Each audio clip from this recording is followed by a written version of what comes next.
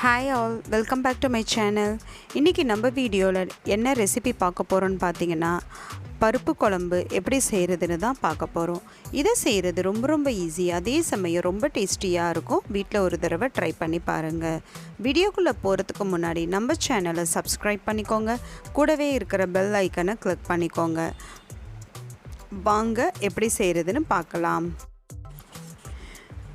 இந்த ரெசிபி செய்கிறதுக்கு ஸ்டவ்வை ஆன் பண்ணி குக்கரை வச்சுக்கிறேன். குக்கர் சூடான பிறகு நான் இங்கே 3/4 கப்பு துவரம் பருப்பு எடுத்து க்ளீன் பண்ணி வாஷ் பண்ணி வச்சுருக்கேன். அந்த பருப்பை நான் ஃபஸ்ட்டு இதில் சேர்த்துக்கிறேன். ஒரு மீடியம் சைஸ் பெரிய வெங்காயம் பொடிசாக நறுக்கி இதில் சேர்த்துக்கிறேன். 5 பச்சை மிளகாய் பாதியாக கீரி இதில் சேர்த்துக்கிறேன். 2 மீடியம் சைஸ் தக்காளியை பொடிசாக நறுக்கி இதில் சேர்த்துக்கிறேன். 6 பூண்டு பல்லு பொடிசாக நறுக்கி இதில் சேர்த்துக்கிறேன். 1 டீஸ்பூன் ஜீரகம், 1 டீஸ்பூன் மிளகு கொஞ்சமாக இடித்து இதில் சேர்த்துக்கிறேன்.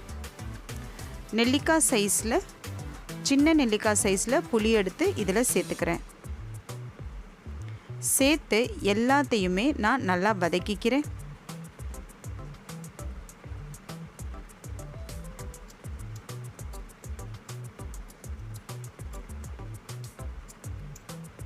சேர்த்த பொருள் எல்லாமே வதங்கின பிறகு நான் இங்கே 1 டீஸ்பூன் மஞ்சத்தூள் சேர்த்துக்கிறேன். சேர்த்து நல்லா மிக்ஸ் பண்ணிக்கிறேன்.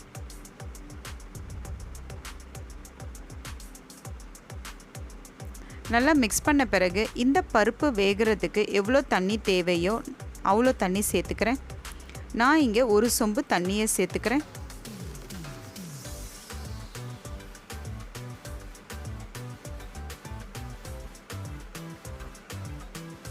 தண்ணியை சேர்த்த பிறகு 2 டேபிள் ஸ்பூன் எண்ணெயை சேர்த்துக்கிறேன்.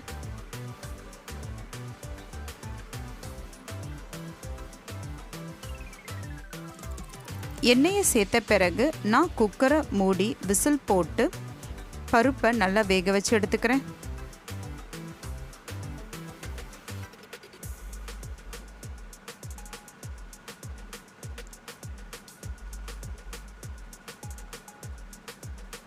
இப்போ பாருங்கள், பருப்பு நல்லா வெந்துருச்சு. ஸோ இப்போ நான் தண்ணியையும் பருப்பையும் தனித்தனியாக பிரித்து கொஞ்சமாக கல்லுப்பை சேர்த்து இந்த பருப்பை நல்லா கடைஞ்சி எடுத்துக்கிறேன்.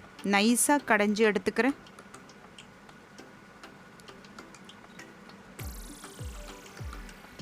இப்போ பாருங்கள், பருப்பு எல்லாமே நான் கடைஞ்சிட்டேன். ஸோ இப்போ கொஞ்சமாக தண்ணியை சேர்த்து நான் இதை ஒரு பாத்திரத்தில் மாற்றிக்கிறேன். ஸோ இப்போ நான் தண்ணியை சேர்த்து ஒரு பாத்திரத்தில் மாற்றிக்கிட்டேன். இப்போ நான் ஸ்டவ்வை ஆன் பண்ணி கடாய் வச்சுக்கிறேன். கடாய் சூடான பிறகு 2 டேபிள் ஸ்பூன் எண்ணெயை சேர்த்துக்கிறேன்.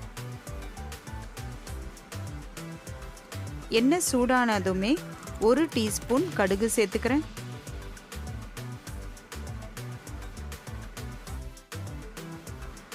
கடுகு பொரிஞ்சதுமே ஒரு பாதி வெங்காயத்தை பொடிசாக நறுக்கி இதில் சேர்த்துக்கிறேன்.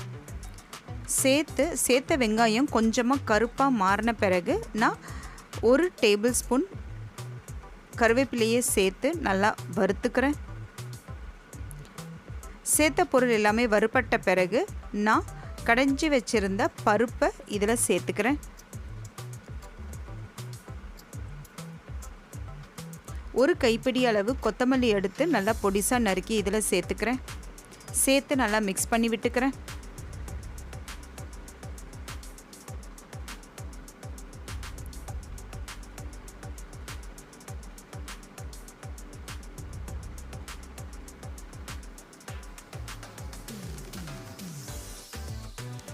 அஞ்சு நிமிஷம் கழித்து பார்த்தீங்கன்னா இந்த மாதிரி நொறையாக வர ஆரம்பிக்கும். இதுதான் கரெக்டான பதம்.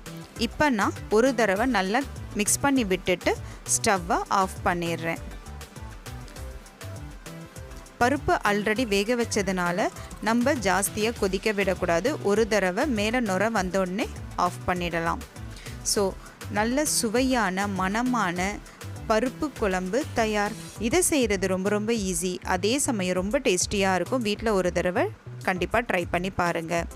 இந்த வீடியோவில் நான் பண்ண ரெசிபி உங்களுக்கு பிடிச்சிருந்துச்சுன்னா என்னோடய சேனலை சப்ஸ்கிரைப் பண்ணுங்கள், லைக் பண்ணுங்கள், ஷேர் பண்ணுங்கள், கமெண்ட் செக்ஷனில் கமெண்ட் பண்ணுங்கள்.